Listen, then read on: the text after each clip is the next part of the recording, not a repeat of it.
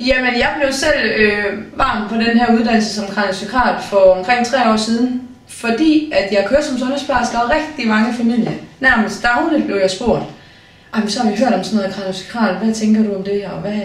Så blev jeg lidt nysgerrig på det, og så var jeg på sådan en kvindemesse, hvor der stod en pige og var kraniosekrat-terapeut, og hun havde været sygemeldt med stress fra hendes arbejde af, og var blevet spurgt, eller var blevet anbefalet af nogle gode venner, at de syntes, hun skulle gå til en kraniosekrat-terapeut på grund af hendes stress, og hun ikke havde det godt.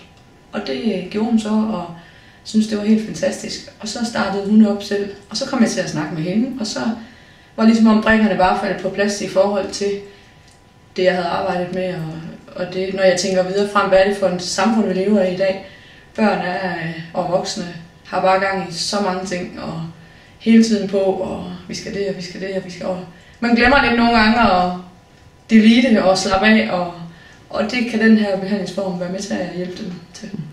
Men noget af det, der jo rigtig meget har fascineret mig ved uddannelsen til kraniosekrat-terapeut, det er, at det er let at forklare vores klienter og dem, som kommer her, hvad det er, vi laver. Det er ikke bare sådan hokus pokus, som rigtig mange tænker. Jeg bruger rigtig meget min plakat, hvor jeg fortæller omkring, hvordan er det nu, at hjernevæsken skal løbe op i hjernen ned langs rygsøjlen til vores korsben og tilbage igen. Og har man en afklemning i det system et eller andet sted, så giver det ubehag. Og det kan være rigtig mange symptomer. Så uddannelsen er jo bygget op på, at vi kan forklare det ud fra en naturvidenskabelig model. Og derfor har vi jo lidt det samme sprog som lægerne. Så hvis vi kunne få et samarbejde i gang med lægerne, at de gør noget, og vi gør noget, og så sammen hjælper det klienterne bedst.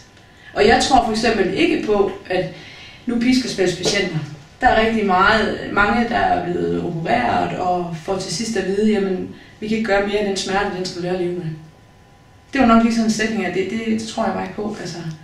Og det viser sig, at rigtig mange er blevet hjulpet med kraniosekrat. Jeg har en god kammerat, som har døjer med sin ryg, og han har været ved sin egen læge, hvor egen læge havde sagt til ham, jeg synes, du skal prøve at gå til en kraniosekrat-terapeut.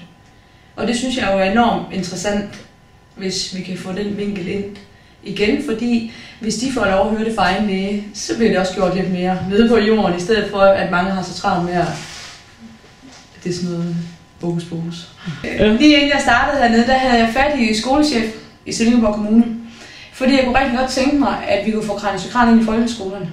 Nu skal vi inkludere flere og flere børn med flere vanskeligheder, og det betyder både noget for det enkelte barn, men det betyder også rigtig meget for en klassesammenhæng.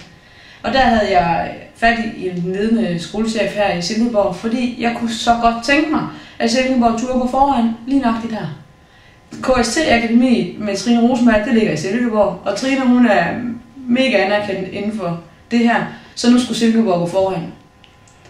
Og det ville de bare ikke. Og jeg synes, det er så ærgerligt, fordi om 5 år, når så Gentofte, eller hvem jeg kunne nævne derovre, de så er fremme, så kunne Silkeborg lige sige, nå, det skulle vi så have sagt ja til.